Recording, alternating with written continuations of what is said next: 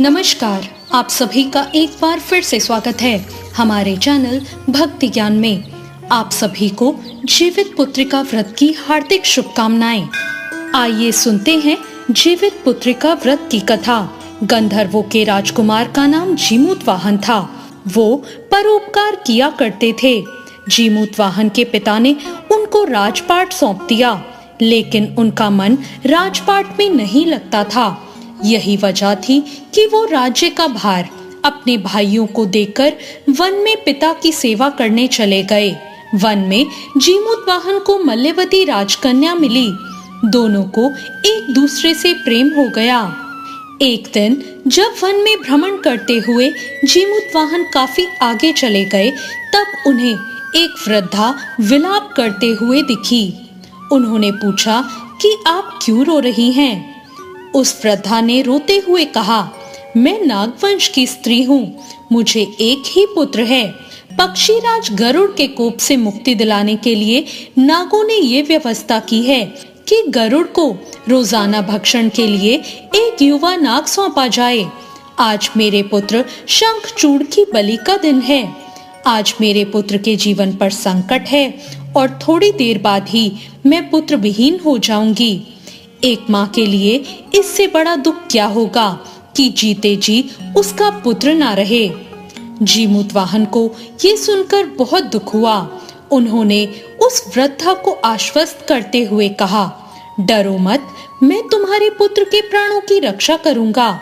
आज उसके स्थान पर मैं स्वयं अपने प्राण त्याग दूंगा और लाल कपड़े में ढककर वध्यशिला पर लेट जाऊंगा, ताकि गरुड़ मुझे मारकर खा जाए और तुम्हारा पुत्र बच जाए।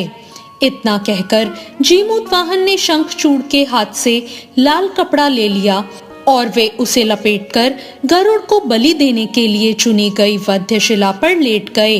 नियत समय पर गरुड़ आए और लाल कपड़े में ढके जीमूतवाहन को पंजे में दबोचकर पहाड़ के शिखर पर जा बैठे। गरुड़ ने अपनी कठोर चोंच से जीमूतवाहन पर प्रहार किया। जीमूतवाहन के शरीर से मांस का बड़ा हिस्सा भी नोच लिया, जिसकी पीड़ा से जीमूतवाहन की आंखों से आंसू बहने लगे और वो दर्द से कराहने लगे। अपने पंजे में जकड़े प्राणी की आंख से निकले आंसू और मुंह की कराह सुनकर गरुड़ बड़े आश्चर्य में पड़ गए, क्योंकि ऐसा पहले कभी नहीं हुआ था। उन्होंने जीमूतवाहन से उनका परिचय पूछा। जीमूतवाहन ने सारा किस्सा कह सुनाया कि कैसे एक स्त्री के पुत्र की रक्षा के लिए वो अपने प्राण देने आए हैं। उन्होंने कहा, आप मुझे खाकर अपनी भूख शांत करें। गरुड़ उनकी बहादुरी और दूसरों की प्राण रक्षा के लिए स्वयं का बलिदान देने की हिम्मत से बहुत प्रभावित हुए। उन्हें स्वयं पर पछतावा होने लगा। वो सोचने लगे कि कैसे ये मनुष्य दूसरों के पुत्र की रक्षा के लिए खुद की बलि दे रहा है, और एक मैं हूँ जो देवों के संरक्षण में हूँ, लेकिन दूसरों की संतान को खा रहा हूँ। उन्होंने जीमूतवाहन को मुक्त कर दिया। गरुड़ ने कहा, हे मनुष्य, मैं तुम्हारी भावना और त्याग से बहुत प्रसन्न हूँ। मैंने तुम्हारे शरीर पर जो घाव किए हैं, मैं उसे ठीक कर देता हूँ। तुम अपनी प्रसन्नता के लिए मुझसे कोई भी वरदान मांग सकते हो। राजा जीमूतवाहन ने कहा, हे पक्षीराज, आप तो स्वयं सर्वसमर्थ हैं।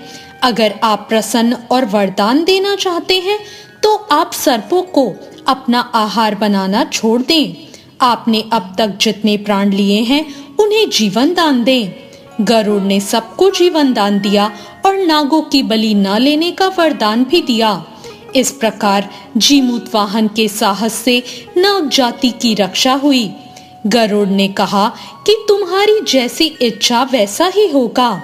हे राजा, जो स्त्री तुम्हारे इस बलिदान की कथा सुनेगी और विधि पूर्वक व्रत का पालन करेगी, उसकी संतान मृत्यु के मुख से भी निकल आएगी। तब से ही पुत्र की रक्षा के लिए हर साल भाद्रपद मास की अष्टमी पर जीमूतवाहन की पूजा शुरू हो गई। ये कथा कैलाश पर्वत पर भगवान शंकर ने माता पार्वती को सुनाई थी। जीवित पुत्रिका के दिन भगवान श्री गणेश, माता पार्वती और शिव जी की पूजा एवं ध्यान के बाद ये कथा सुनाई जाती है। तो ये थी आज की कथा।